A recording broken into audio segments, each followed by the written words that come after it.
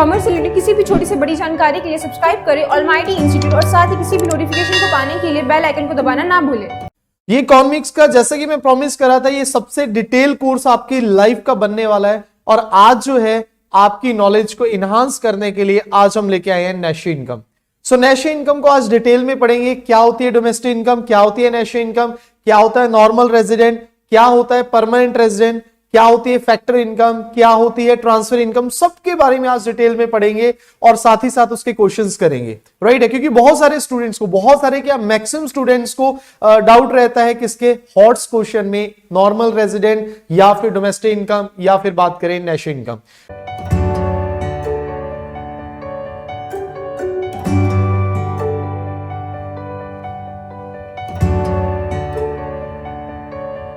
तो शुरुआत करते हैं आज के लेक्चर की, आज के लाइव सेशन की।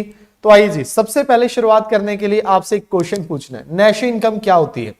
सो गाइस, नेशनल इनकम क्या होती है, बहुत बार आपने वर्ड सुना होगा। मैक्रो इकोनॉमिक्स में अगर नेशनल इनकम नहीं सुना या नेशनल इनकम नहीं आता तो मैं कह रहा हूं जी चुल्लू पर पानी में डूब मरो। बट फिर भी नेशनल इनकम की डेफिनेशन हम रट्टा तो मार लेते हैं, उस डेफिनेशन को हम अंडरस्टैंड नहीं करते। सो ध्यान से देखना, national income is a sum total of factor income. जोर फरमाइएगा, यहां पे जोर नहीं, गौर फरमाइएगा। So national income is a sum total of factor income earned by normal residents of a country in an accounting year. एक साल के अंदर अंदर जो भी टोटल इनकम कमाई है ना। इनकम में भी कौन सी इनकम, फैक्टर इनकम, और कोई इनकम नहीं। फैक्टर इनकम को हम टोटल करेंगे और वो भी उस फैक्टर इनकम को टोटल करेंगे जो नॉर्मल रेजिडेंट ने कमाई। तो इस डेफिनेशन से आपको दो चीजें नजर आएंगी, दो कंसेप्ट हमारे नजर आएंगे। First factor income and second आपका नॉर्मल रेजिडेंट।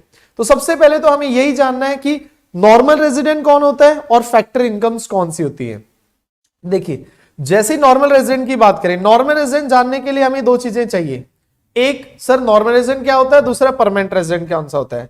और दूसरी बात करें फैक्टर इनकम को अगर हमने जानना है तो उसके लिए दो चीजें चाहिए। एक आपकी चाहिए फैक्टर इनकम और दूसरी ट्रांसफर इनकम। राइट जी, हाँ सर, राइट जी। चलिए जी, दिल्ली नहीं गए सर, अमन कुमार जी कह रहे अरे दिल्ली में कितना कल कुछ हुआ है ना, इसलिए मैं दिल्ली आज नहीं गया। दिल्ली आज नहीं गया क्योंकि बिकॉज ऑफ यार डर लग रहा था कल किसानों को देख के कि यार कहीं पता चले। मतलब मैं तो रात को इमेजिन कर रहा था है ना, मैं वहां पे लेके जा रहा हूँ गाड़ी और एक ट्रैक्टर आ गया है ना, ट्रैक्टर आके मेरी गाड़ी को मतलब चकनाचूर करके चला गया। तो ऐसे ऐसे सपने आ रहे थे, तो इसलिए इससे बेटर है कि ना ही जाओ, है ना, एक दो दिन वेट कर लो। तो चलिए यार आगे बढ़ते हैं, आगे बढ़ते हैं, आगे बढ़ते हैं, ठीक है। नेक्स्ट अब बात करेंगे किसकी, factor income and transfer income. अब बताओ भाई फैक्टर इनकम कौन सी होती है और ट्रांसफर इनकम क्या होती है। ध्यान से सुनना, जो पेमेंट या जो इनकम आपने कमाई है, आपकी मेहनत की है, जो इनकम दो साइडेड इफेक्ट शो करती है, वो इनकम जिससे गुड्स एंड सर्विसेज प्रोड्यूस हुई है इकोनॉमी में, उसे फैक्टर इनकम बोलते हैं। मतलब जो आपने कमाई है, आपके हक की कमाई है, उसे फैक्टर इनकम बोलेंगे। वो इनकम जो खैरात में मिली है ना, माइंड माय वर्ड्स, खैरात में मिली है, मतलब वन साइडेड पेमेंट है, आपने उसके बदले में कुछ भी नहीं किया, वो पेमेंट कहलाती है ट्रांसफर इनकम। समझ में आया? तो ध्यान से देखिए, फैक्टर इनकम पेमेंट रिसीव्ड और paid in return of factor services. क्यों आपने रिसीव किया? क्योंकि भाई आपने फैक्टर सर्विस प्रोवाइड किया। आपने लैंड दिया तो वहां पे रेंट मिला, आपने लेबर सर्विस दी तो आपको वेजेस सैलरी मिली, आपने कैपिटल दिया तो आपको इंटरेस्ट मिला। तो in return of factor service जो पेमेंट आप रिसीव करते हो या जो आप पेमेंट पेड करते हो, सर इसका क्या मतलब है? रिसीव्ड और पेड आपने इकट्ठे लिख दिया। रिसीव्ड किसके एंगल से? Owner of factor of production के एंगल से। और पेड किसके एंगल से? प्रोड्यूसिंग सेक्टर के एंगल से। हम कल पढ़ चुके हैं ना, प्रोड्यूसिंग सेक्टर कौन से होते हैं, हाउस होल्ड सेक्टर कौन से होता है, रेस्ट ऑफ द वर्ल्ड कौन से होते हैं, गवर्नमेंट सेक्टर कौन से होती है, तो उनकी यहां पे बात हो रही है। Next, transfer income, payment received, या तो मैंने रिसीव किया या मैंने पे किया without any goods and services in return. बदले में कुछ नहीं मिला जी, बदले में मुझे कुछ नहीं मिला, बस मैंने पैसे दे दिए या मैंने पैसे रिसीव कर लिए। चलिए आगे बात करेंगे। फैक्टर पेमेंट जो होती है या फैक्टर इनकम आप नेशनल इनकम में इंक्लूड करते हैं। सर करते हैं, पक्का करते हैं? हाँ, अरे अभी तो बताया यार हमने, बाय डेफिनेशन ही क्या सीखा, फैक्टर इनकम को लेते हैं, मतलब national income is a sum total of factor income. Right Khushboo ji, right Isha ji, right Mahesh Rajak ji, right Balkishan ji. Okay, so factor income को हम इंक्लूड करते हैं, बट जो ट्रांसफर इनकम होती है उनको हम इंक्लूड नहीं करते। किसमें? नेशनल इनकम में जब हम नेशनल इनकम काउंट कर रहे हैं। थर्ड बेटा एग्जांपल देखिए, रेंट, वेजेस, सैलरी, प्रॉफिट, ये सारे एग्जांपल हम ऑलरेडी बात कर चुके हैं। और इधर old age pension, old age pension हो गया, गिफ्ट हो गया, अनएम्प्लॉयमेंट अलाउंसेस हो गया, ये आपकी होगी ट्रांसफर इनकम, राइट जी। तो क्वेश्चन आ सकता है आपको 1 मार्क में आ सकता है। यहाँ पे एक एक्सपेक्टेड क्वेश्चन है। देखिए आपने ये तो देख लिया कि ट्रांसफर इनकम कौन सी होती है, ये आपने देख लिया कि फैक्टर इनकम कौन सी होती है। तो 1 मार्क में गर्मा गर्म क्वेश्चन आपके सामने पेश है, व्हाट इज ट्रांसफर पेमेंट, हो गया। Why it is excluded in national income, क्यों हम नेशनल इनकम में इसको एक्सक्लूड कर देते हैं, इसको माइनस कर देते हैं, राइट है। So payment for which no productive service are concurrently provided in exchange is known as transfer payment, right है जी, क्लियर है। और इसको हम इंक्लूड नहीं करते, समझ में आया। जैसे कि टैक्स पेयर का टैक्स हो गया, सरकार ने टैक्स लिया, तो गवर्नमेंट ने टैक्स लिया आपसे, उसके बदले में सरकार ने आपको क्या दिया, कुछ भी नहीं दिया, तो ये सरकार की क्या होगी, फैक्टर इनकम होगी, है ना। आपकी फैक्टर पेमेंट, सरकार की फैक्टर इनकम, इसके बदले में कुछ नहीं दिया। आप सोचोगे सर रोड सर्विसेज दी और बहुत सारी चीज, अरे वो आपको क्या दिया भाई डायरेक्टली, वो तो सबके लिए है ना, आपके लिए तो कुछ नहीं है। तो इट मींस वहां पे भी आपको कोई एक्सचेंज में कुछ नहीं मिला।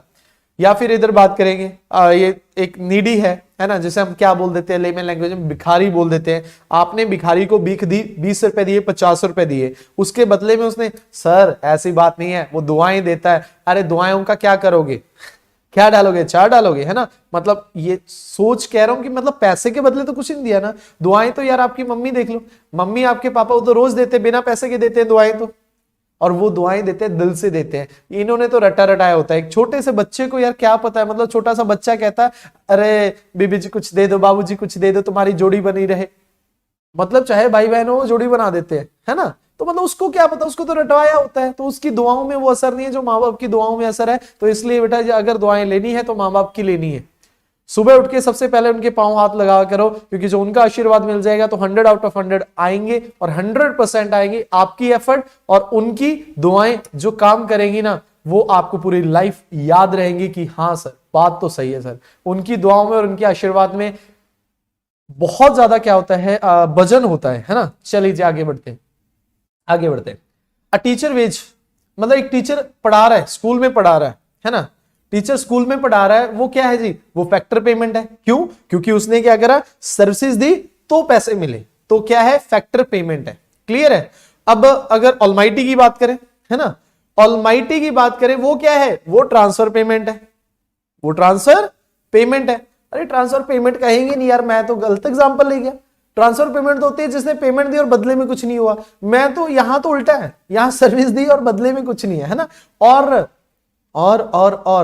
हमने ऑलमाइटी को उस लेवल पे लेके जाना है जहां पर कहें, मोदी जी भी कहें कि भाई फ्री एजुकेशन अगर आप ले रहे हो, अच्छा ऑलमाइटी से ले रहे हो, हाँ सर ऑलमाइटी से ले रहे हैं। तो चलिए आगे हम बात करेंगे, ठीक है। Welfare payment to poor is the payment not in return for factor service. भाई अगर आपने कोई पुअर को एक वेलफेयर फंड दिया है या कुछ आपने दिया, तो इसको क्या होगा, इंक्लूड नहीं करेंगे हम नेशनल इनकम में। अब बताइए इतना समझ में आ गया क्या? यस और यस जल्दी से टाइप करके बताइए बेटा, इतना समझ में आ गया? हाँ, अमन कुमार जी, ईशा जी, मयंक सागर, मंजीत कौर, ईशा, साहिल जी, है ना, सबको समझ में आ गया। खुशबू जी समझ आ गया ना? बालकिशन जी, हाँ सर समझ में आ गया सर, 100% समझ में आ गया सर। आगे बढ़ते हैं, आगे बढ़ते हैं, आगे बढ़ते हैं। चलिए जी आगे बढ़े। ट्रांसफर पेमेंट फ्रॉम गवर्नमेंट, अगर गवर्नमेंट की बात करें, गवर्नमेंट से क्या क्या ट्रांसफर मिलता है? ओल्ड एज पेंशन मिलती है, मिलती है नहीं मिलती ओल्ड एज पेंशन? हाँ सर ओल्ड एज पेंशन मिलती है। तो ओल्ड एज पेंशन गवर्नमेंट से मिली, आपने बदले में क्या करा? कुछ भी नहीं करा।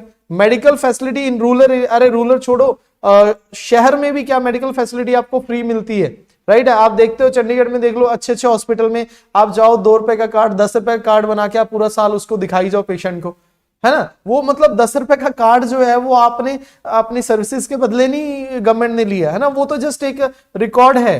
क्लियर है। तो मेडिकल फैसिलिटीज आपको प्रोवाइड की गई, वहां पे भी आपको सर्विस दे दी, आपने बदले में कुछ भी नहीं दिया, one sided. Free scholarship to student, अब देखो यहां पे क्या होगा, यहां पे मैं जानता हूं आप सब लोग, है ना, चाहे बालकृष्ण तिवारी हो, चाहे ईशा पंचाल जी हो, सब लोगों की मैं बात कर रहा हूं, 99 और 100 मार्क्स लेके आएंगे। और जब 99 और 100 मार्क्स लेके आएंगे तो गवर्नमेंट क्या देगी? स्कॉलरशिप देगी। किसी को स्कॉलरशिप में लैपटॉप मिलेगा, किसी को स्कॉलरशिप में कैश बोनस मिलेगा, किसी को बहुत सारा मिलेगा और अलमाइटी की तरफ से भी आपको कुछ ना कुछ मिलेगा, है ना। तो यार ये जो फ्री स्कॉलरशिप मिली है इसके बदले में आपने क्या दिया, कुछ भी नहीं दिया गवर्नमेंट को, तो गवर्नमेंट ने पैसा दिया, तो ये होती है transfer payment from governments. Clear है। ये मैं आपको क्यों दिखा रहा हूं यहां पे, क्योंकि आपके हॉट्स क्वेश्चन में ये आपकी हेल्प करेगी। जब हम पहले ही हॉट्स क्वेश्चन को एनालाइज करके पहले ही हम पॉइंट्स को डिस्कस कर लेते हैं, तो उसके बाद आपको क्वेश्चंस क्या लगते हैं, इजी लगते हैं गाइस, चुटकियों में क्वेश्चन सॉल्व होने वाले लगते हैं, राइट है। अच्छा, अब दो चीजें यार इसमें बड़ा कंफ्यूज रहते हैं स्टूडेंट, क्योंकि अपना ये क्या है, सबसे डिटेल्ड कोर्स, क्योंकि जब डिटेल कोर्स बोला है ना, तो भाई उसमें आपको वो डिटेल कोर्स देना है, हमारा मकसद, ठीक है जी। तो बात करेंगे किसकी, खुशबू जी, ब्यूटी कुमारी जी, मनजीत कौर, ईशा बंसाल। तो सबसे पहले हम बात करेंगे old age pension and retirement pension.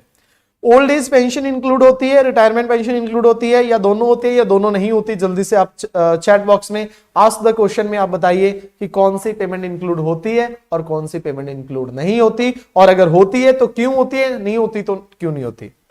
अब आप देखो यार, ओल्ड एज पेंशन किसकी बात करेंगे, old age pension, and second है retirement pension. Old age pension नहीं होगी जी, बुढ़ापा पेंशन इंक्लूड नहीं होगी, क्योंकि जो गवर्नमेंट ने बुढ़ापा पेंशन दी उसके अलावा उसके बदले में क्या दिया हमारे बुजुर्गों ने गवर्नमेंट को, कुछ भी नहीं दिया, तो ये क्या होगा, इंक्लूड नहीं होगी। अब सेकंड बात करें रिटायरमेंट पेंशन, क्या रिटायरमेंट पेंशन इंक्लूड होगी, है ना जी, क्या रिटायरमेंट पेंशन होगी इंक्लूड, जल्दी से जल्दी बताइए बेटा जी।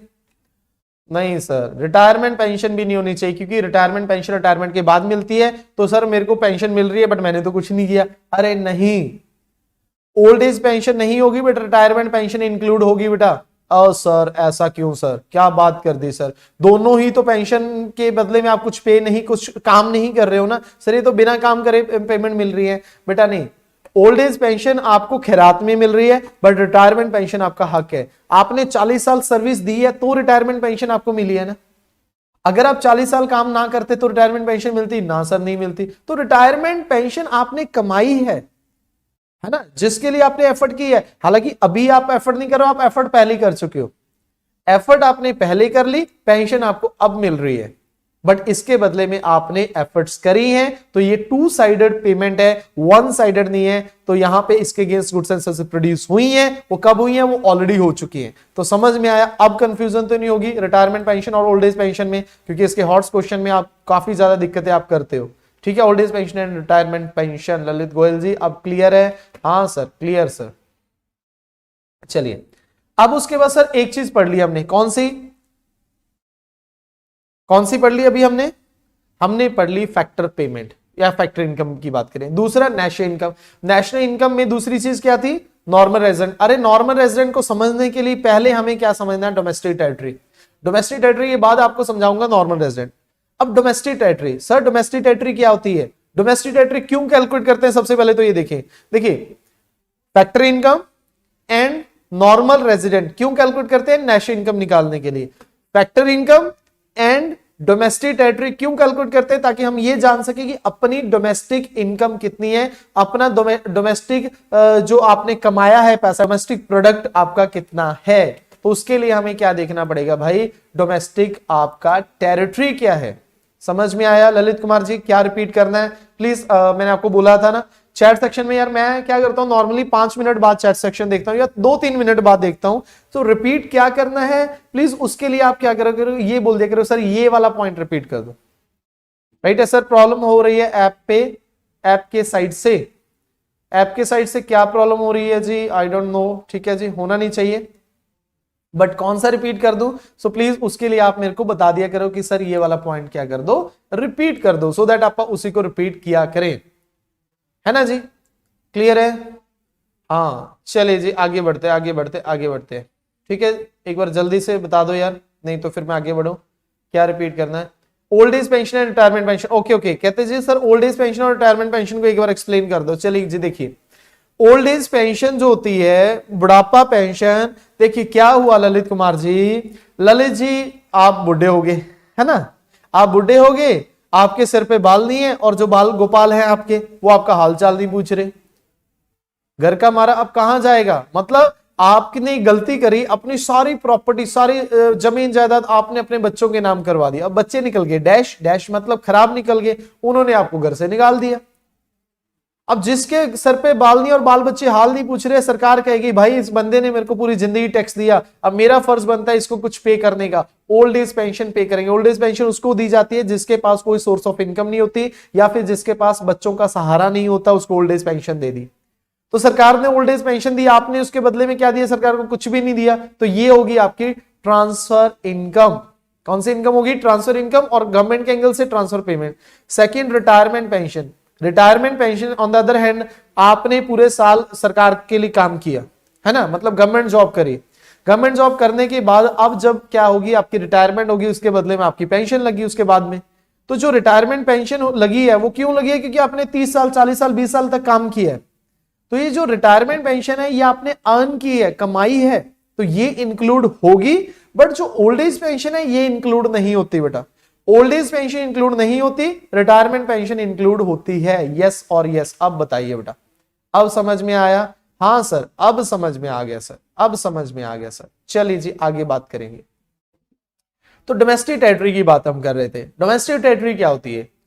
डोमेस्टिक टेरिटरी मींस वो टेरिटरी, वो एरिया जिसके अंदर goods and person easily move कर सकते हैं। तो ध्यान से देखिए, geographical territory administrated by government with in which person goods and capital circulate freely and include, क्या क्या इसमें आता है ध्यान से देखिएगा बेटा, क्या क्या इसमें आता है। सबसे पहले पॉलिटिकल फ्रंटियर। पॉलिटिकल फ्रंटियर मतलब जो हमारा पॉलिटिकल बाउंड्री है ना, जो देश का हमारा नक्शा है, देश का हमारा नक्शा है। देखो कितना बढ़िया बना दिया मैंने इंडिया का नक्शा। सर ये इंडिया का नक्शा नहीं है, अमीबा है ना। चलिए, पॉलिटिकल फ्रंटियर, शिप्स और एयरक्राफ्ट। जब पॉलिटिकल फ्रंटियर की बात करूंगा including water and air space की बात कर रहा हूं। शिप्स एंड एयरक्राफ्ट अगर इंडियन बंदे ऑपरेट कर रहे हैं तो वो इंडिया की डोमेस्टिक टेरिटरी में आता है। Fishing vessels, oil and natural gas rights अगर इंडियन बंदे ऑपरेट कर रहे हैं तो भी इंडियन डोमेस्टिक टेरिटरी में आएगा। एम्बेसी, ये ध्यान से देखना बेटा, एम्बेसी, अपनी इंडिया की एम्बेसी किसी भी कंट्री में हो, चाहे वो कनाडा है, चाहे न्यूजीलैंड है, चाहे अमेरिका है, चाहे चाइना है, किसी भी कंट्री में अगर अपने देश की एम्बेसी है तो वो अपनी कंट्री का पार्ट कहलाया जाएगा।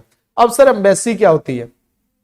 जैसे कि अब इंडिया से ऑस्ट्रेलिया पर्सन जाते रहते हैं, वहां पे हम ट्रेड भी करते हैं, पर्सन जाते हैं, है ना। तो वहां पे जाके इंडियन बंदों को कोई दिक्कत ना हो, इसके लिए इंडियन एम्बेसी वहां पे बना दी गई है। राइट है। आपको काम चाहिए, आप एम्बेसी से कंसल्ट कर सकते हो। आपको रहने के लिए जगह चाहिए, एम्बेसी से कंसल्ट कर सकते हो। आपके साथ कोई दिक्कत हो रही है वहां पे, राइट है, तो एम्बेसी से आप कंसल्ट कर सकते हो। एम्बेसी एक तरह से क्या है जी, बिचौला है। एम्बेसी आपकी जो उसके कहते हैं ना, कोई भी इन शॉर्ट यार आपको कोई भी प्रॉब्लम होती है आप एम्बेसी में जा सकते हो। एक तरह से वो है कंसल्टेंट ऑफिस कह सकते हैं हम, अगर लेमन लैंग्वेज में बात करें, है ना, जहां पे आप कंसल्ट कर सकते हो। बट वो जो कंसल्टेंट ऑफिस होता है वो इंडिया का होता है। तो इंडियन एम्बेसी होती है। जैसे कि आप दिल्ली की बात करें, दिल्ली में आपको ऑलमोस्ट हर कंट्री की एम्बेसी दिख जाएगी। ठीक है जी, इवन पाकिस्तान एम्बेसी भी है दिल्ली में। क्लियर है। ऐसी कंसल्टेंट या मिलिट्री बेसिस हैं अब्रॉड में हैं हमारे, वो भाई हमारी कंट्री के हैं।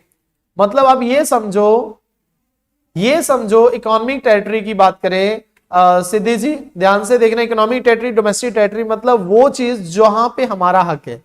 एक तो भाई पॉलिटिकल बाउंड्री पे, एक जो शिप्स और एयरक्राफ्ट इंडियन बंदे ऑपरेट कर रहे हैं, एक वेसल जो fishing vessels, oils and natural gas rights जो इंडियन बंदे ऑपरेट कर रहे हैं, एक एम्बेसी जो इंडियन एम्बेसी है, इंडियन कंसल्टेंट ऑफिसेज है या इंडियन मिलिट्री बेसिस है। भाई वो कहीं भी किसी भी वर्ल्ड के किसी भी कोने में है, उतनी जगह हमारी कंट्री की कहलाएगी। मतलब अगर इंडियन एम्बेसी अमेरिका में है, इंडियन एम्बेसी कनाडा में है, इंडियन एम्बेसी न्यूजीलैंड में है, तो जितनी जगह पे, जितने एरिया में अगर बात करें, जितने स्क्वायर फुट में वो एम्बेसी है, वो इंडिया की इकोनॉमिक टेरिटरी का पार्ट कहलाएगी, नॉट अमेरिका की इकोनॉमिक टेरिटरी का पार्ट कहलाएगी। अब समझ में आया? हाँ सर समझ में आया।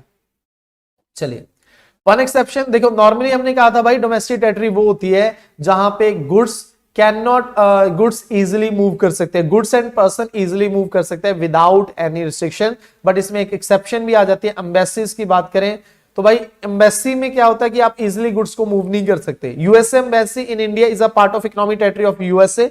Indian embassy is Washington is the part of economic territory of India, but आप वहां पे जाके कुछ भी गुड्स या कैपिटल को इजिली मूव नहीं कर सकते, उसमें रिस्ट्रिक्शन है, राइट जी। तो इसीलिए स्टूडेंट को कई बार कंफ्यूजन हो जाती है कि सर ठीक है आपने डेफिनेशन में तो बता दिया कि डोमेस्टिक टेरिटरी और इंडियन टेरिटरी, इकोनॉमिक टेरिटरी वो होती है जहां पे goods, person and capital easily freely move कर सकती है, बट एम्बेसी में ऐसा नहीं है। तो भाई एम्बेसी उसमें क्या आ गया, एक्सेप्शन में आ गया। एम्बेसी किस में आ गया जी, एक्सेप्शन में आ गया। यस और यस, जल्दी से बताइए बेटा, जल्दी से बताइए। हाँ वाटर भी है, 12 न्यूटिकल माइल्स, ओके बिल्कुल 100%। खुशबू जी, खुशबू शारदा जी बिल्कुल 100%। यस सर समझ में आ गया, रोशन जी कह रहे हैं ओके ग्रेट। आगे बढ़ते आगे बढ़ते आगे बढ़ते हैं। नेक्स्ट बेटा, अब बात करें सिटीजन एंड किसकी, सिटीजन की एंड नॉर्मल रेजिडेंट की। सिटीजनशिप क्या होती है यार, सिटीजनशिप को बोलते हैं permanent resident of a country. एक कंट्री का, मैं क्या हूं इंडिया का यार परमानेंट रेजिडेंट हूं, मतलब ठप्पा किस कंट्री का लगा हुआ है, पीके देखिए ना ठप्पा किधर है भाई, तो ठप्पा जिस कंट्री का लगा हुआ मैं उस कंट्री का परमानेंट रेजिडेंट हो गया। Citizenship is a legal concept based on a place of birth of a person और some legal provision allowing a person to become a citizen. या तो बाय बर्थ उस कंट्री का सिटीजन होता है या फिर कुछ लीगल प्रोविजंस होती हैं, आप वो फॉर्मेलिटीज पूरी करके भी आप उस कंट्री के परमानेंट रेजिडेंट बन सकते हैं, जिसे हम क्या बोलते हैं, पीआर, परमानेंट रेजिडेंट्स। ओके, तो लीगल स्टैंप है भाई ये, मतलब जब इंडिया की आपकी स्टैंप लग गई ना, ठप्पा लग गया, तो now you are Indian citizen. समझ में आया, हाँ सर। अब इसके बाद सेकंड की बात करेंगे, कौन, नॉर्मल रेजिडेंट की। अभी हमने बात करी थी परमानेंट रेजिडेंट की, अभी हम बात करेंगे एनआर की। पीआर हो गया, अब एनआर की बात करेंगे, नॉर्मल रेजिडेंट। क्यों सर इसकी क्यों बात करेंगे भाई, अभी मैंने क्या बताया था नेशनल इनकम की definition, national income is the some total of factor income earned by normal residents of a country during an accounting year. एक साल के अंदर अंदर जो भी फैक्टर इनकम कमाई है किसने, नॉर्मल रेजिडेंट ने, वो नेशनल इनकम कहलाएगी। तो फैक्टर इनकम पढ़ चुके हैं, नॉर्मल रेजिडेंट आइए। सो नॉर्मल रेजिडेंट कौन होता है, नॉर्मल रेजिडेंट वो पर्सन होता है जो या तो इंडिया में पला बड़ा है, मतलब जिसका जन्म इंडिया में हुआ और इंडिया में रह रहा है, इंडिया में खा रहा है, इंडिया में कमा रहा है, सब कुछ इंडिया में कर रहा है। वो तो जैसे कि मैं यार, मेरा जन्म इंडिया में हुआ, मैं इंडिया में ही रहता हूं, तो मेरे के पे तो कोई स्टैंप का मतलब कोई वो ही नहीं है और क्वेश्चन मार्क ही नहीं है। मैं इंडिया का परमानेंट रेजिडेंट हूं और इंडिया का नॉर्मल रेजिडेंट हूं। सर ये नॉर्मल रेजिडेंट हम क्यों कैलकुलेट करते हैं बेटा, नॉर्मल रेजिडेंट जो कंसेप्ट है वो इसीलिए कैलकुलेट किया जाता है ताकि ये देख सके कि आपकी इनकम किस कंट्री को बिलोंग करती है। आपकी इनकम इंडिया को बिलोंग करती है या आपकी इनकम ऑस्ट्रेलिया को बिलोंग करती है, कनाडा को बिलोंग करती है। तो आपकी इनकम पे टैक्स उस कंट्री में लगे जिस कंट्री के आप नॉर्मल रेजिडेंट हो। आपकी इनकम उस कंट्री की नेशनल इनकम में क्लब हो जाएगी, ऐड हो जाएगी जिस कंट्री के आप नॉर्मल रेजिडेंट हो। अब समझ में आया, हाँ सर। तो भाई नॉर्मल रेजिडेंट होने के लिए क्या चाहिए, एक तो मैंने पहले बता दिया, एक बंदा जो इंडिया में रह रहा है, इंडिया में ही जन्म हुआ उसका, वो तो इंडिया का ही नॉर्मल रेजिडेंट है। अब बाहर वाले इंडिया में अगर आ रखे हैं, आप देखते हो आ जाते हैं ना बाहर वाले फॉरेनर हमारे पास, वो इंडिया का नॉर्मल रेजिडेंट है या नहीं है, उसके लिए क्या देखना पड़ेगा, दो कंडीशन देखनी पड़ेगी। सबसे पहले वो बंदा इंडिया में कम से कम 1 साल या उससे ज्यादा रहा होना चाहिए। अगर वो पर्सन इंडिया में 1 साल या उससे ज्यादा में रहा है, अभी रुको, अभी तो एक कंडीशन है, 1 साल या उससे ज्यादा रहा है, प्लस उसका सेंटर ऑफ इकोनॉमिक इंटरेस्ट, कौन सा जी, centre of economic interest. Economic interest का मतलब समझते हो, पैसा कमा कहां से रहा, मतलब इकोनॉमिक एक्टिविटी, प्रोडक्शन, इनकम, मतलब प्रोडक्शन, बात करें कंजप्शन एंड जो आपकी डिस्ट्रीब्यूशन है वो इंडिया को बिलोंग करती है। ये दोनों कंडीशन जैसी पूरी हुई तो भाई वो किसका हो गया, इंडिया का नॉर्मल रेजिडेंट हो गया। सर अगर दोनों में से एक कंडीशन ना पूरी हुई, अगर 1 ईयर से ज्यादा नहीं है बट उसका centre of economic interest India में आ रहा दिमाग में या नहीं आ रहा, अगर वो 1 साल से ज्यादा इंडिया में रहा but centre of economic interest उसका इंडिया में नहीं है, तो क्या वो इंडिया का नॉर्मल रेजिडेंट हो गया, नहीं होएगा बेटा। तो सर किस कंट्री का होगा, जिसका वो परमानेंट है।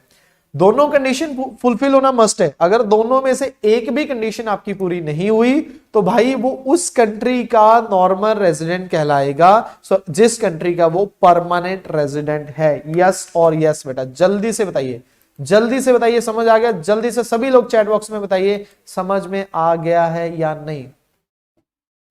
सर स्टूडेंट स्टडी के लिए आता है फॉरेन से तो क्या करेंगे? भाई स्टूडेंट स्टडी के लिए आया फॉरेन से तो उसका सेंटर ऑफ इकोनॉमिक इंटरेस्ट ही नहीं है। पहली बात तो centre of economic interest India में अप्लाई ही नहीं कर रहा है, वो इंडिया से कमा ही नहीं रहा पैसा, तो स्टडी के लिए आ रहा है, तो उसको तो अपन इंक्लूड नहीं करेंगे। मतलब वो किसका, ऑस्ट्रेलिया के ही क्या रहेगा, फॉरेन का ही क्या रहेगा, परमानेंट रेजिडेंट रहेगा। राइट है, क्लियर, समझ में आया?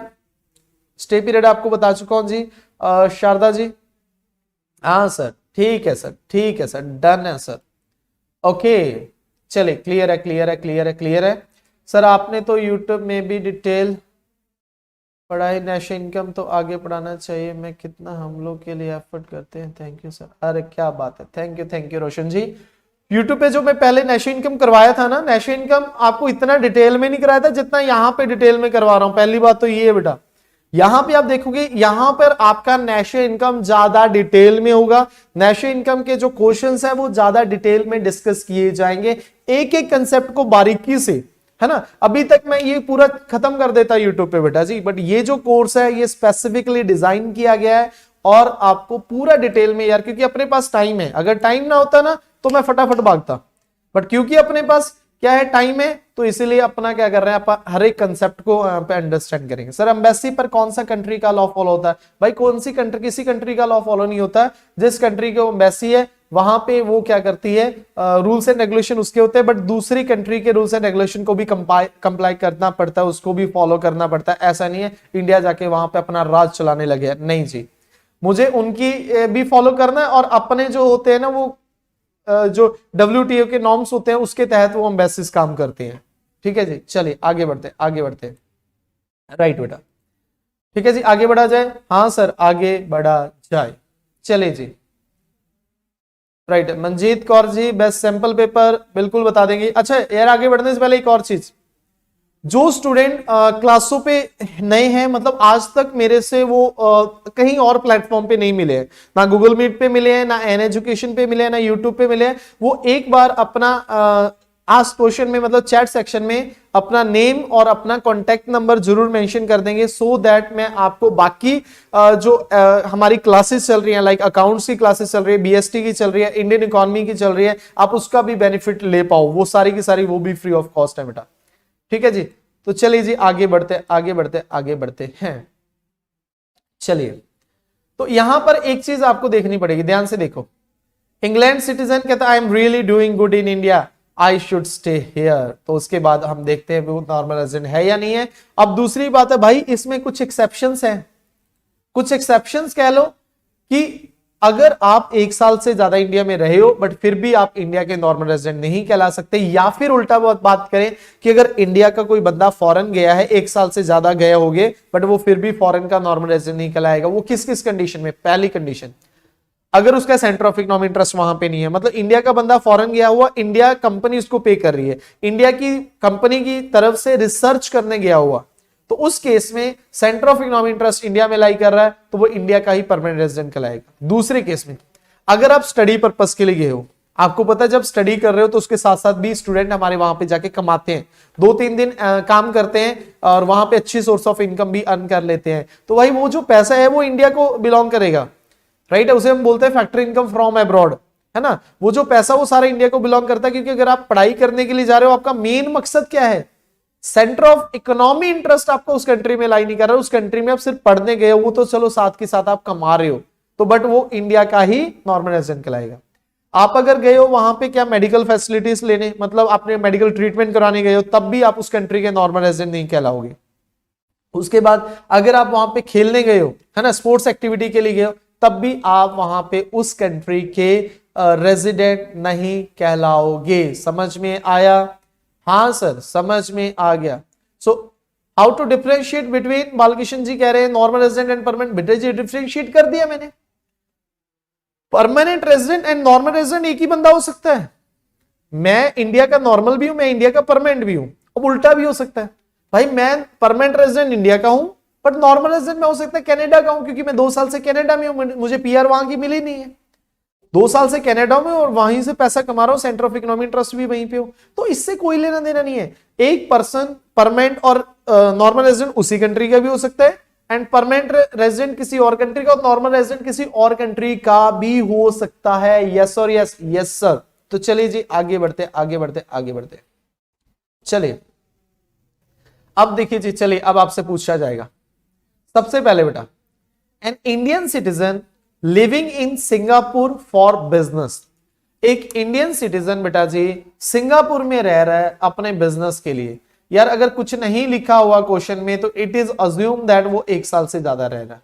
हमेशा याद रखना, ये ज्यूम करेंगे कि भाई 1 साल से ज्यादा उसे हो गए। अब किस पर्पस के लिए? बिजनेस पर्पस के लिए। तो सेंटर ऑफ इकोनॉमिक इंटरेस्ट कहां पे हो गया? सिंगापुर में। तो किसका नॉर्मल रेजिडेंट हुआ? वो सिंगापुर का हुआ बेटा जी। किसका हुआ? सिंगापुर का, क्योंकि उसका जो इकोनॉमिक इंटरेस्ट है वो सिंगापुर में लाई कर रहा है। राइट बेटा, ओके।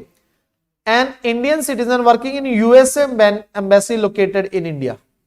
एक इंडिया का बंदा यूएसए एम्बेसी में काम कर रहा है, जो कि यूएसए एम्बेसी कहां पे? इंडिया में। तो भाई सेंटर ऑफ इकोनॉमिक इंटरेस्ट कहां पे? USA embassy. USA embassy is not part of India by the way, but क्या वो यूएसए में रह रहा है? नहीं सर। मतलब सेंटर ऑफ इकोनॉमिक इंटरेस्ट तो यूएसए में, यूएसए की एम्बेसी उसको पैसा दे रही है, तो centre of economic interest USA में। तो एक तो फॉलो हो गया यूएसए। क्या वो 1 साल से ज्यादा यूएसए में रहा? 1 ईयर से ज्यादा रहा? नहीं सर, वो तो इंडिया में रह रहा है। तो भाई जब दोनों में से एक कंडीशन पूरी हो और दूसरी ना हो, वो किस कंट्री का रेजिडेंट कहलाएगा? जिसका वो परमानेंट है। परमानेंट कौन सा? इंडियन सिटीजन लिखा हुआ, तो भाई वो रेजिडेंट किसका होगा? इंडिया का होगा। यस और यस बेटा, जल्दी से बताइए। यस और यस। हाँ सर, बात तो सही कहे हो सर, बात तो सही हो। वो नॉर्मल रेजिडेंट किसका होगा? वो इंडिया का कहलाया जाएगा। समझ में आया? समझ आया? जल्दी से बताइए बेटा, समझ में आ गया? हाँ सर, समझ में आ गया। चलिए जी आगे बढ़ते हैं। थर्ड की बात करें, a student from Japan for education in India. Japan से स्टूडेंट आया जी, किसके लिए? एजुकेशन लेने के लिए। एजुकेशन के लिए स्टूडेंट आया, तो भाई किसका पार्ट माना जाएगा? वो रेजिडेंट किसका माना जाएगा? Normal resident. वो जापान का माना जाएगा या यहां का माना जाएगा? जल्दी से बताइए, जल्दी से बताइए बेटा, वो कहां का माना जाएगा? हाँ जी, वो कहां का माना जाएगा?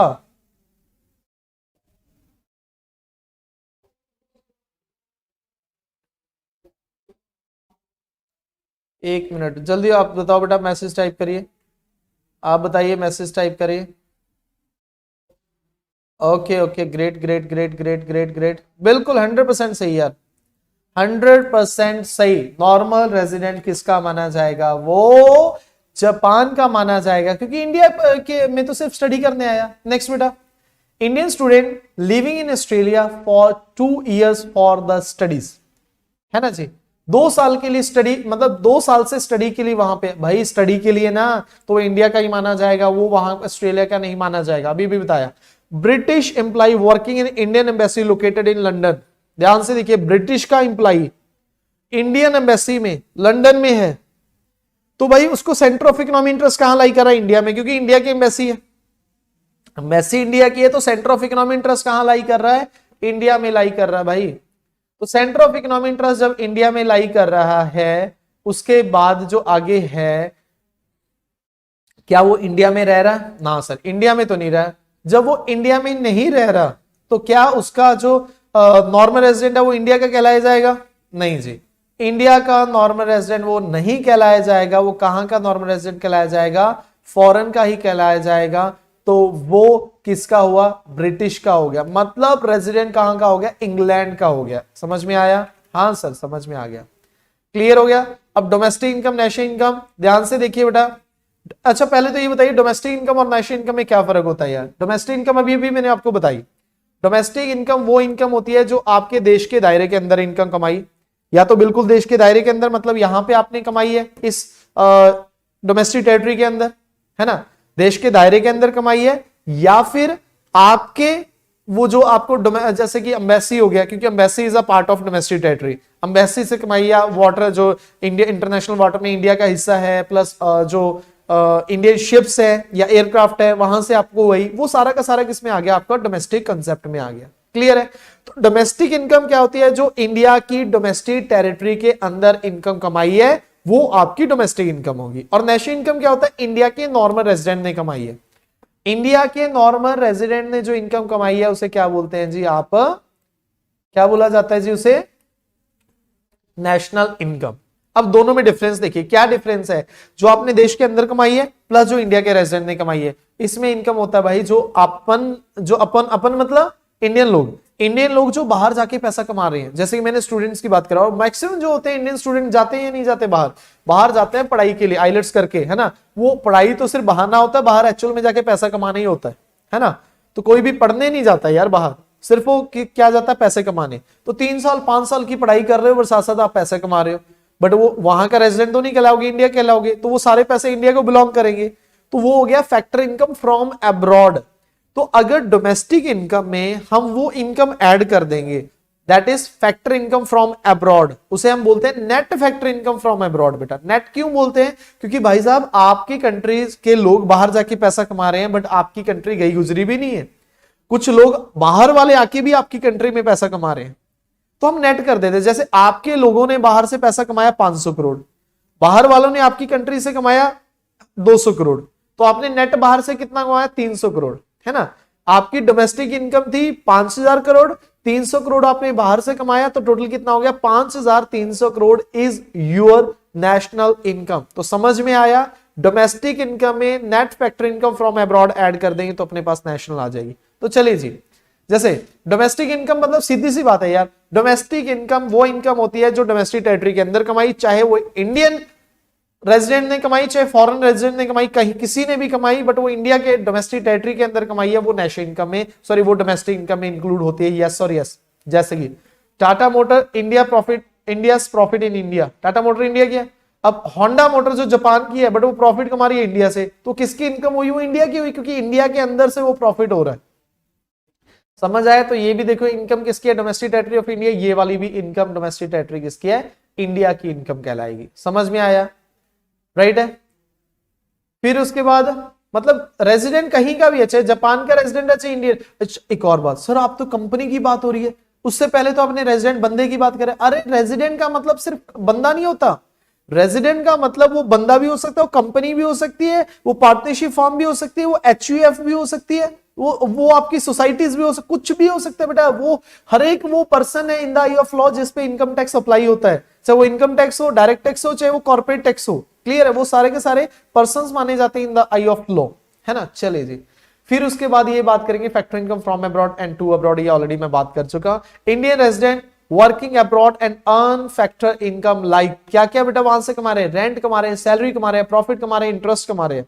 एंड फॉरेन रेजिडेंट भी इंडिया में ये सब कमा रहे हैं बेटा। तो इनको प्लस माइनस करके अपने पास क्या आ जाएगा, net factor income from abroad, that is factor income from abroad minus factor income to abroad. Yes और यस बेटा, जल्दी से बताइए, यस और यस। हाँ सर, यस सर। तो चलिए जी आगे बढ़ते हैं, आगे बढ़ते हैं, चलिए जी। ओके नेक्स्ट बेटा जी, आइए देखिए, ये डोमेस्टिक इनकम में भी अभी हमने पढ़ी। डोमेस्टिक इनकम जो डोमेस्टिक टेरिटरी के अंदर कमाई है वो डोमेस्टिक इनकम, चाहे किसी ने भी कमाई है, चाहे इंडियन बंदों ने कमाई है, चाहे बाहर के बंदों ने कमाई है। अब इसके बाद क्या करेंगे, डोमेस्टिक इनकम में से वो वाली इनकम माइनस कर दो जो भाई इंडिया के बंदों ने नहीं कमाया। तो डोमेस्टिक इनकम टू अब्रॉड भेज दो बाहर, डोमेस्टिक इनकम टू अब्रॉड बाहर भेज दो, ये भाई इंडिया के बंदों ने नहीं कमाई, नॉर्मल रेजिडेंट इंडिया के नहीं है। और जो फॉरेन से इनकम कमा के इंडिया में आई है उसको ऐड कर दो। मतलब डोमेस्टिक इनकम में factor income from abroad add हो जाएगा और factor income to abroad minus हो जाएगा। समझ में आया, फ्रॉम अब्रॉड ऐड और टू अब्रॉड माइनस कर देंगे तो अपने पास क्या आ जाएगी, नेशनल इनकम आ जाएगी। सो मतलब नेशनल इनकम का मतलब है वो इनकम जो नॉर्मल रेजिडेंट ने कमाई है, चाहे वो डोमेस्टिक टेरिटरी में कमाई है चाहे बाहर से कमाई है, वो इनकम आपकी नेशनल इनकम कहलाएगी। यस और यस बेटा, ठीक है। सो नेशनल क्या है जी, ध्यान से देखो जी। एग्जांपल के तौर पे इंडिया मोटर, जो India's motor, India's profit in India, वो तो इंडिया का पार्ट है ही है, प्लस जो आपकी क्या फैक्टर इनकम टू अब्रॉड, मतलब ये जो जापान वाले की इनकम थी ना, जो जापान वाले का प्रॉफिट है उसको बाहर कर दो, क्योंकि ये भाई अपनी कंट्री का नॉर्मल रेजिडेंट नहीं है, इसको क्या कर दिया आपने, माइनस कर दिया। फिर उसके बाद factor income from abroad, Tata motor Japan में काम कर रही है, वहां से जो प्रॉफिट आया वो बेटा ऐड कर देंगे। समझ में आया। Factory income from abroad add कर देंगे, फैक्ट्री इनकम टू अब्रॉड लात मार के बाहर निकाल देंगे, अपने पास क्या आ जाएगी, नेशनल इनकम आ जाएगी। और उम्मीद करता हूं अब समझ में आ गया होगा, क्योंकि एक तो आप सुन रहे हो और दूसरी ये आप क्या कर रहे हो, ये जो एनिमेशंस है इसके तहत आपको ज्यादा समझ में आ रहा होगा, अच्छे से समझ आ रहा होगा। यस और नो बेटा, जल्दी से बताइए, जल्दी से बताइए, जल्दी से बताइए। सर रेंट को कैसे इंक्लूड करेंगे, वो तो उसी कंट्री का डोमेस्टिक इनकम में होगा, लैंड तो वहीं का होगा। रेंट आप कह रहे हो जी, ओके, लैंड वहीं का होगा आप कह रहे हो। तो भाई जो वहां पे जो बात कर रहे हैं रेंट की बात हो रही है, तो आपने उसमें भी वही देखना है, आपने भी उस केस में वही देखना है बेटा। क्या देखना है, अब वो लैंड किस कंपनी की है, किस बंदे की है ना। जैसे लैंड है किसकी, टाटा मोटर्स की लैंड है, वो टाटा मोटर किस कंट्री की रेजिडेंट है। अगर टाटा मोटर इंडिया की रेजिडेंट है तो उसके भाई जमीन का रेंट है वो भी इंडिया को बिलोंग करेगा। और ऑनरशिप राइट देखनी है ना उसकी, ऑनरशिप राइट, क्योंकि लैंड कोई पर्सन थोड़ी है, land is not a normal person. तो लैंड ऑनर देखना, ऑनर किस कंट्री को बिलोंग करता है, ऑनर किसका नॉर्मल रेजिडेंट है, तो उसकी इनकम जो होगी उस कंपनी फिर उसी के बिलोंग करेगी। राइट बेटा, ओके सर, समझ में आ गया सर। तो चलिए जी आगे बढ़ते हैं, आगे बढ़ते हैं। तो ये एग्जांपल है, ठीक है जी, ओके, ध्यान से देखना बेटा जी। ये आपका कैलकुलेशन नेशनल इनकम कैसे है, डोमेस्टिक इनकम प्लस NFIA या फिर बोल सकते हैं NFYA। नेशनल इनकम क्या है, डोमेस्टिक इनकम में NFYA ऐड कर देंगे तो अपने पास क्या आ जाएगा, नेशनल इनकम आ जाएगा। राइट है जी। Example net factory income from abroad 50 है, तो हम क्या करेंगे, डोमेस्टिक में ऐड कर देंगे। राइट बेटा, अगर ये आपका आ जाए net factory income from abroad minus में आ जाए, किसमें आ जाए, माइनस में, तो आप माइनस कर देंगे। अगर net factory income to abroad minus में आ जाए, मतलब टू अब्रॉड माइनस में आ जाए, फ्रॉम का मतलब प्लस होता है, टू का मतलब माइनस, तो माइनस ऑफ माइनस, तो माइनस माइनस क्या हो गया, प्लस हो गया। Net factory income to abroad plus में आ गया, तो आप क्या करेंगे, माइनस करेंगे। बेटा इतना समझ लेना, फ्रॉम का मतलब क्या होता है, plus, plus plus is equal to plus, from का मतलब plus, plus minus is equal to minus, two का मतलब minus, minus minus is equal to plus, और टू का मतलब क्या होता है जी, माइनस माइनस और plus is equal to minus. अब ये आधों को समझ में नहीं आया होगा, इसके लिए अपना आपको करना पड़ेगा नेक्स्ट लेक्चर, जहां पे आपको मैं डिटेल में बताऊंगा भाई ग्रॉस क्या होता है, नेट क्या होता है, डोमेस्टिक क्या होता है, नेशनल क्या होता है, मार्केट प्राइस क्या होता है, फैक्टर कॉस्ट क्या होता है। और उसके बाद बढ़ेंगे नेक्स्ट लेक्चर में ही अपने न्यूमेरिकल्स कंसेप्ट की ओर, और इसके क्वेश्चंस भी हम करेंगे नेक्स्ट लेक्चर में। कॉमर्स से रिलेटेड किसी भी छोटी से बड़ी जानकारी के लिए सब्सक्राइब करें ऑलमाइटी इंस्टीट्यूट, और साथ ही किसी भी नोटिफिकेशन को पाने के लिए बेल आइकन को दबाना ना भूलें।